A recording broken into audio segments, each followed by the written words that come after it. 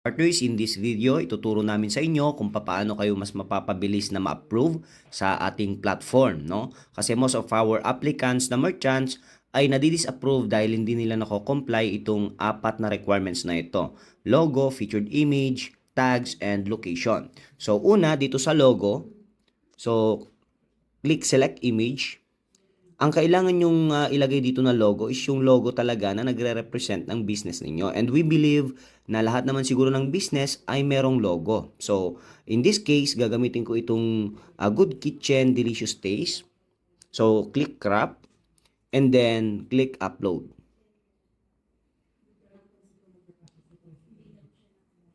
Okay, next one is yung featured image natin. So, most of the time, dito nagkakaroon ng problema yung ating mga merchants kasi blurry image yung mga ina-upload nila, and then yung iba may mga text, may mga collage, ganyan. So, basically, hindi siya i-approve ng ating approving team. So, as you can see dito sa aking screen, may mga sample tayo dito ng mga featured image. So, much better ang i-upload nyo doon is yung nakafocus na picture ng actual product ninyo. So ulitin ko actual photo ng inyong mga product, at ang pagkaka-capture dapat ay naka-focus kagaya nito. And if possible ay naka-landscape din ito, no? So in this case, ang gagamitin natin halimbawa ay ito, yon. So pwede naman natin siyang i-resize or i-crop, and then click crop.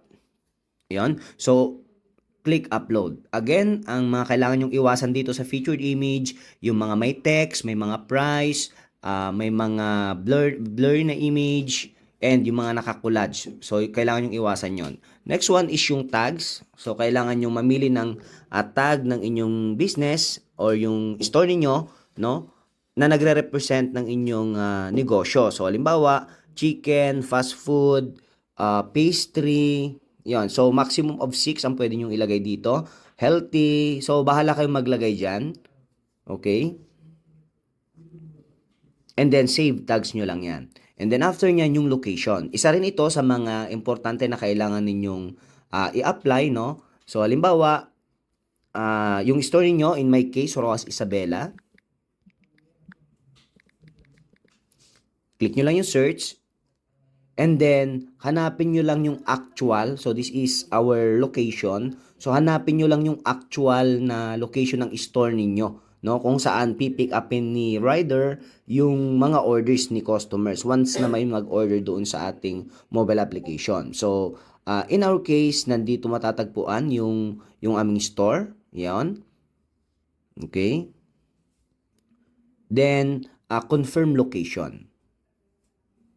So, kung tapos na yan, ang kailangan mo lang gawin is click submit for review and just wait for the approval ng iyong store. Usually, hindi aabot yan ng 3 days or even a day kung maayos yung pagkaka-upload ng mga apat na requirements na ito.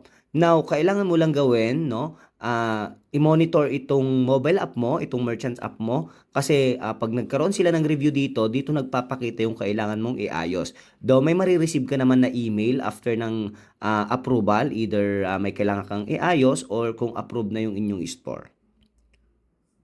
Okay, so that's it for this tutorial. Sundan mo lang yung naituro doon, and hopefully makapag-onboard ka ng tama dito sa ating platform.